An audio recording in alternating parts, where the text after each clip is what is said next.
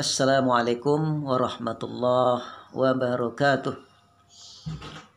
Alhamdulillah, wassalatu wassalamu ala rasulillah. Asyhadu an la ilaha illallah wahdahu la syarikalah, wa asyhadu anna muhammadan abduhu wa rasuluh.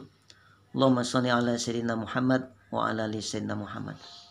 Pemirsa yang berbahagia, pada kesempatan ini saya akan menyampaikan tausiah, yaitu awas ada pencuri di bulan Ramadan. Hadirin hadirat yang berbahagia, Rasulullah SAW bersabda, "Man shoma Ramadana imanan wa ihtisaban, ghufira lahu ma taqaddama min dzanbi." Allah menjamin hamba-hambanya yang melaksanakan Ramadan semaksimal mungkin dengan syarat ada keimanan, wahtisaban, ada keikhlasan, ada keridhaan, tanpa ada rasa keterpaksaan, tanpa ada dipaksa-paksa oleh siapapun, maka dijamin oleh Allah Subhanahu wa taala, kata Rasulullah, ghufira lahu ma taqaddama min dzanbi, ampunan Allah atas segala dosa-dosanya yang telah lalu. Alangkah bahagianya kita. Nah, oleh sebab itu melaksanakan Ramadan harus semaksimal mungkin. Harus tahu syarat sah dan membatalkannya. Nah, ada beberapa hal, ada beberapa macam yang menyebabkan puasa kita rusak. Ya, tidak sempurna sampai kepada Allah Subhanahu wa taala. Tercuri puasa kita. Nah, pada kesempatan ini ada beberapa macam apa-apa saja yang menyebabkan rusaknya ibadah Ramadan kita, tercuri oleh perbuatan kita sendiri. Yang pertama adalah televisi. Nah, coba kita lihat tayangan-tayangan sekarang ini televisi. Apa bentuknya? Kita lihat sinetron-sinetron yang mengumbar aurat, ya, walaupun berjilbab tetapi beraurat. Film-film yang tidak bermutu, yang merusak amal-amal kita.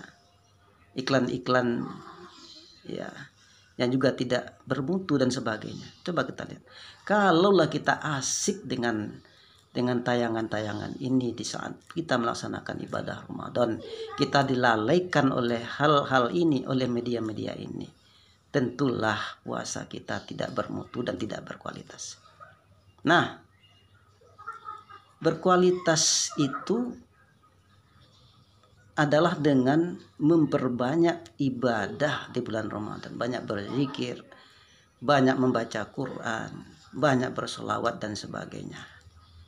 Nah, jika kita dilalaikan oleh media-media ini, maka tercurilah ibadah puasa kita, tidak sempurna sampai kepada Allah. Itu yang pertama. Yang kedua, yang menyebabkan rusaknya amal ibadah puasa kita, tercuri, tidak sempurna, adalah handphone. Hati-hati dengan handphone. Setiap hari kita gunakan handphone, setiap saat kita gunakan handphone. Tidak salah dengan handphone, asalkan kita memanfaatkan handphone itu semaksimal mungkin untuk kebutuhan saja. Ya. Jika kita dilalaikan oleh media-media yang ada di handphone, kita sibuk dengan Facebookan, sibuk dengan melihat Instagram, sibuk dengan membaca WhatsApp, ya, WhatsApp maksudnya. Nah, lalai kita dengan membaca Al-Quran, lalai kita dengan beristighfar, tentu ibadah puasa kita tidak sempurna.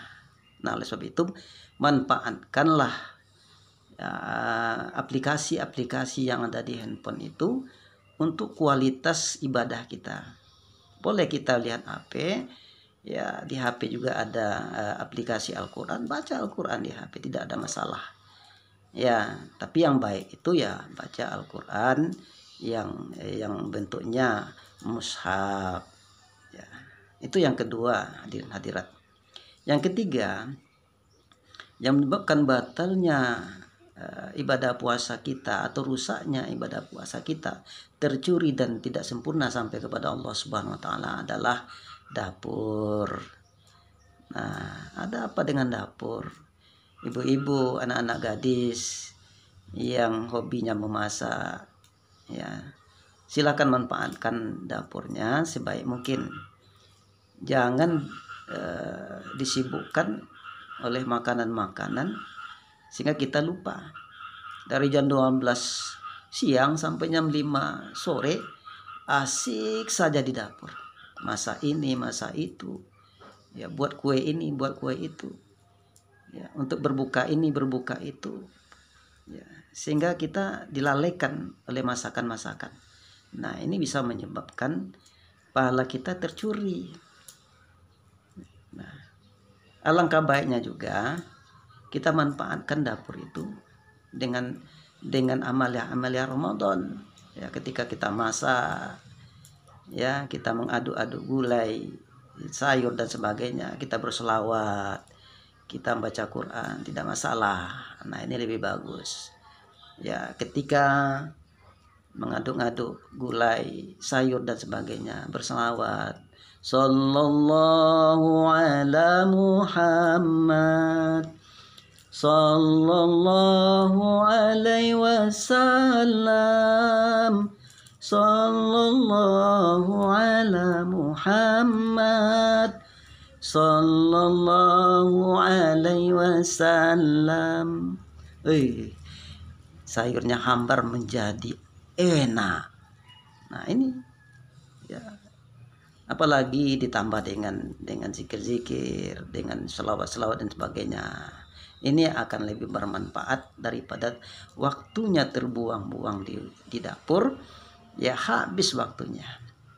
Nah, itu yang ketiga, ya tercuri puasa kita. Hati-hati ibu ya. Yang keempat, yang menyebabkan tercurinya puasa Ramadan kita itu adalah pasar-pasar, mal-mal, tempat-tempat pembelanjaan.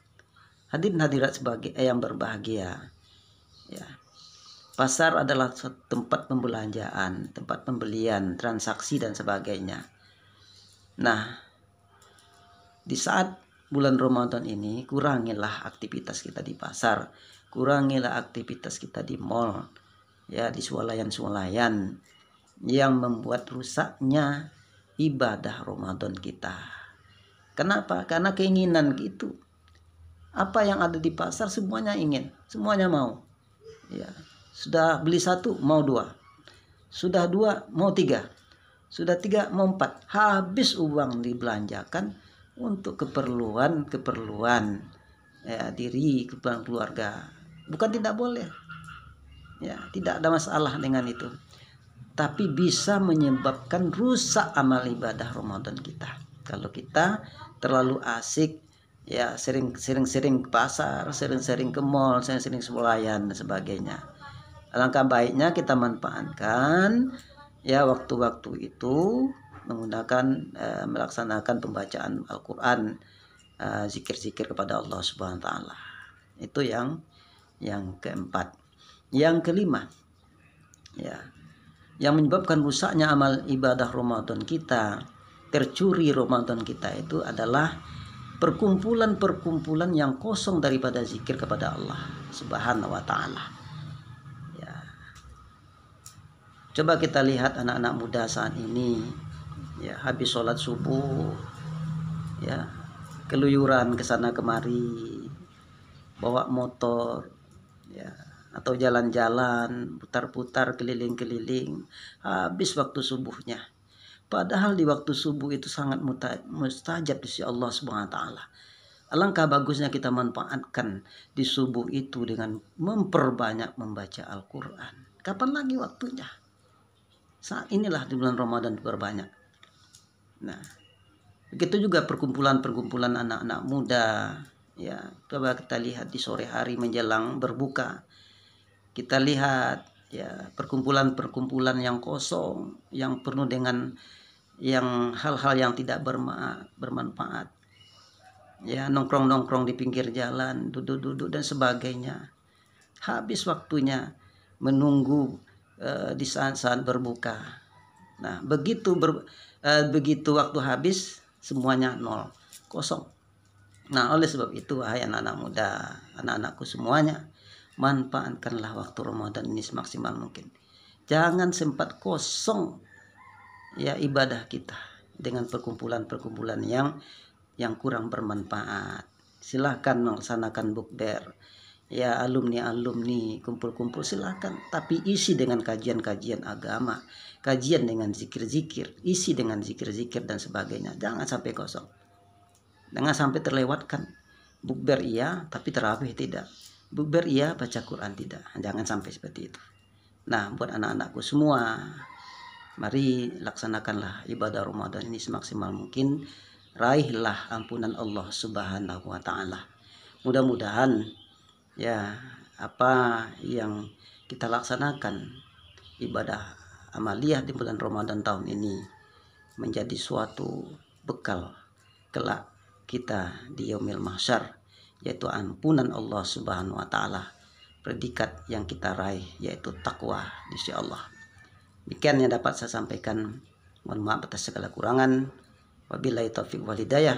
Wassalamualaikum warahmatullahi wabarakatuh.